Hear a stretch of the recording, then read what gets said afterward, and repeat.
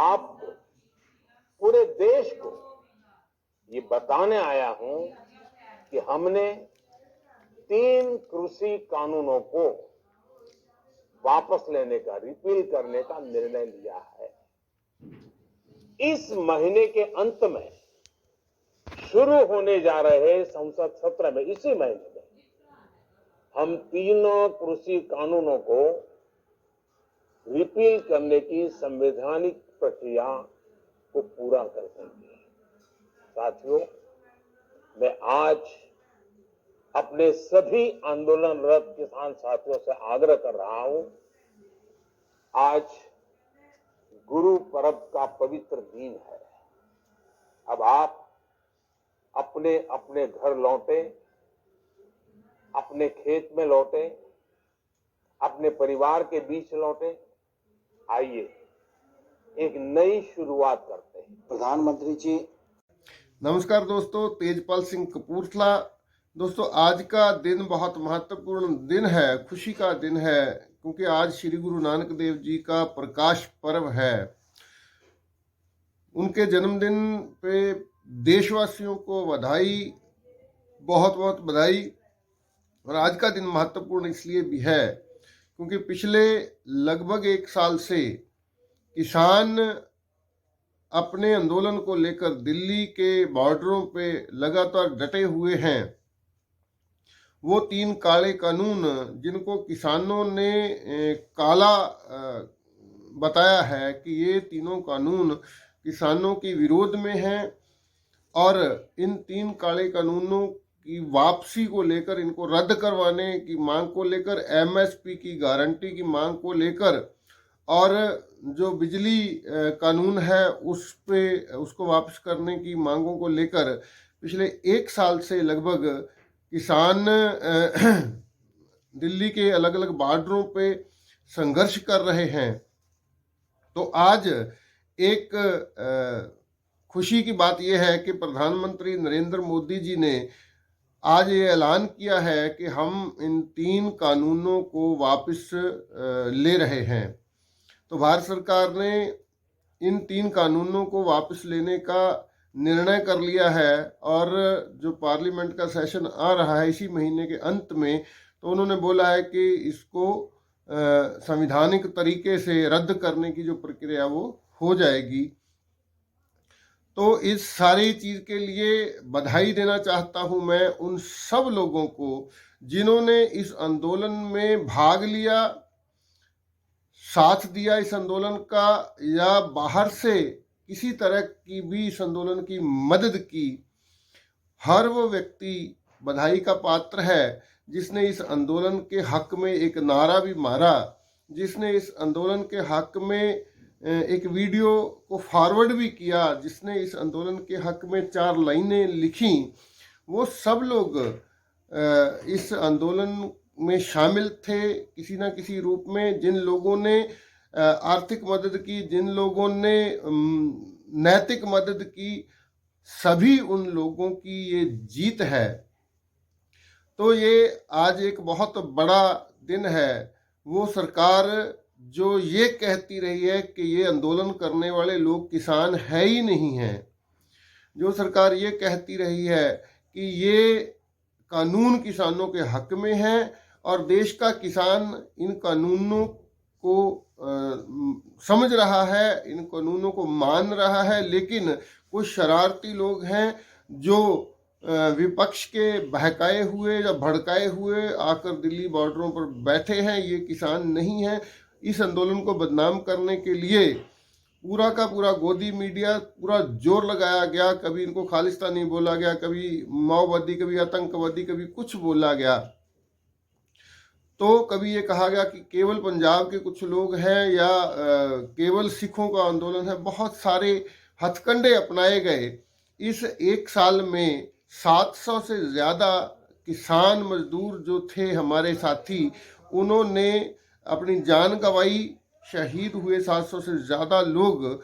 आज तक सरकार ने कभी भी, हमारे प्रधानमंत्री ने कभी भी उन लोगों की मौत पे अफसोस प्रकट नहीं किया, कभी भी संवेदना व्यक्त नहीं की। उनको मुआवजा देना तो दूर की बात है, कभी भी उसका शोक भी प्रकट नहीं किया। तो आज प्रधानमंत्री जी ये बोल रहे हैं कि हम कुछ किसानों को ये समझा नहीं पाए कि इन कानूनों के बारे में, ये कानून तो उनके हक में थे लेकिन हम उनको समझा नहीं पाए, उसके लिए हमसे कुछ गलती हुई है, जिस वजह से हम ये 3 कानूनों को वापस लेना चाहते हैं। साथ ही उन्होंने बोला है कि किसान अपने अपने घरों को लौट जाएं। आज के इस महान पर्व जो गुरु नानक देव जी का प्रकाश पर्व है, लोग अपने घरों में जाकर मनाएं, लेकिन किसान जथेबंदियों का, संयुक्त मोर्चे का जैसी जैसी स्टेटमेंट्स मैंने सुनी है, उनका ये पक्का मानना है कि जब तक ये पार्लियामेंट में दोबारा रद्द होकर लिखती तौर पे हमें मिल नहीं जाता, जब तक एमएसपी की गारंटी का कानून नहीं बन जाता, तब तक हम आंदोलन को वापस नहीं लेंगे, अपने घरों को नहीं जाएंगे, आंदोलन ये जारी रहेगा। तो ये सारी चीज़ें 1 साल से सब लोग देख रहे हैं इस आंदोलन को। तो इस आंदोलन में मैं ये कहना चाहता हूँ कि अभी इस आंदोलन की जो जीत है उसकी शुरुआत हुई है। ये आंदोलन की पूरी जीत इसको नहीं माना जा सकता। अभी बहुत सारे मुद्दे हैं, बहुत सारी चीज़ें हैं जो और तय होने वाली हैं। अभी वो सारे केसेस हैं जो किसानों, मजदूरों पे कितने सारे पर्चे किए गए हैं, झूठे पर्चे, जो उनको रद्द करने का मामला है, जो शहीद हुए हैं लोग उनको शहीद मानने का मामला है। तो सरकार उनके लिए क्या प्रावधान करती है, किस तरह से उन केसों को कैसे सेटल किया जाए, ये सारी बातें अभी हैं।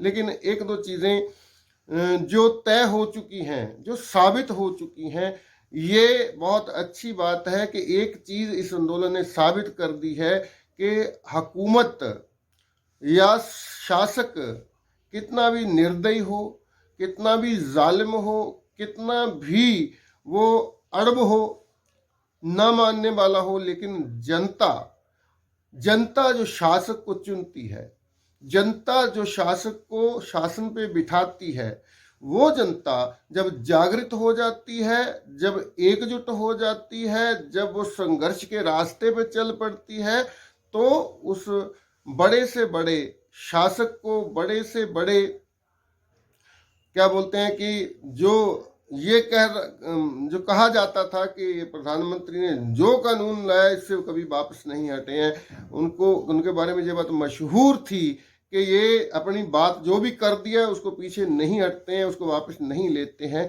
तो ये बात साबित हो चुकी है कि लोग,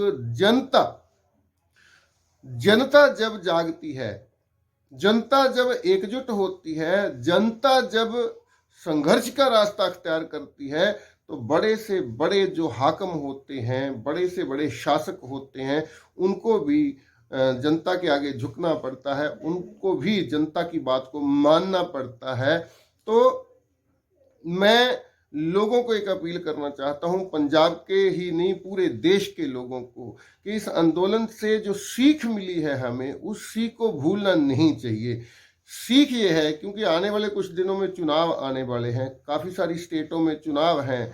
तो अभी लोग, ऐसा नहीं है कि आंदोलन समाप्त हो जाएगा तो लोग फिर उन्हीं पार्टियों के पीछे झंडा उठा के, जिन पार्टियों ने पिछले 73-74 सालों में देश को बर्बाद कर दिया, जिन्होंने पंजाब को बर्बाद कर दिया, पूरे देश की संपत्ति, पूरी संपदा जो है उसको प्राइवेट लोगों को, पूंजीपतियों को बेच दिया, ऐसे लोगों के पीछे फिर से झंडा उठाकर चल देना ये गलत होगा।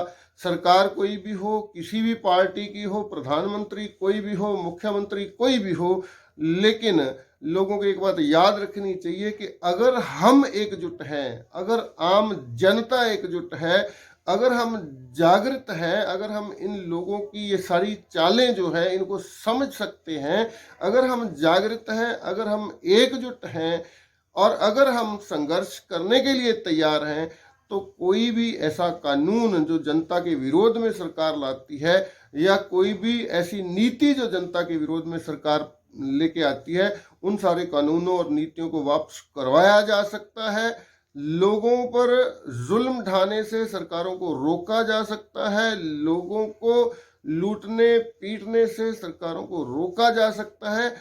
सही मायनों में अगर जनता, अपनी भलाई चाहती है तो उसके लिए जनता को ही जागना होगा, जनता को ही एकजुट होना होगा और संघर्ष का रास्ता अख्तियार करना होगा।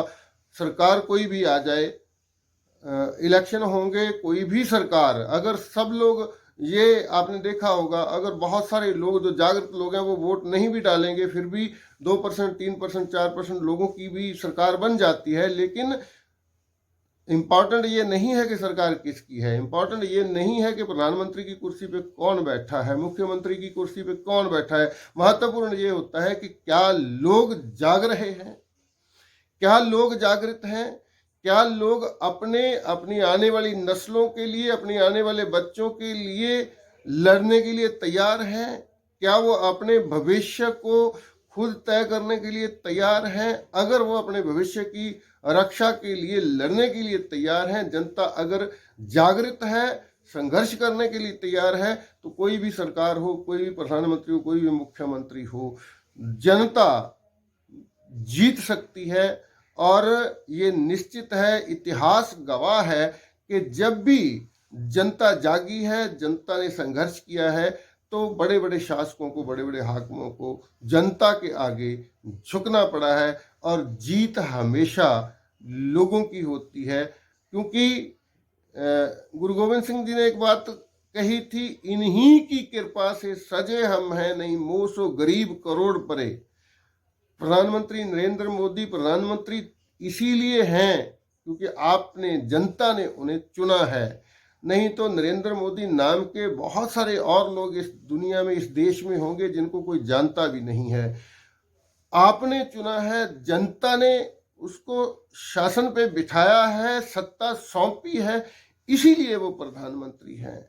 तो जनता को ये बात समझ जानी चाहिए, जनता प्रधानमंत्री की वजह से जनता नहीं होती है, किसी मुख्यमंत्री की वजह से लोग नहीं होते हैं, लोगों की वजह से प्रधानमंत्री होता है, लोगों की वजह से मुख्यमंत्री होता है।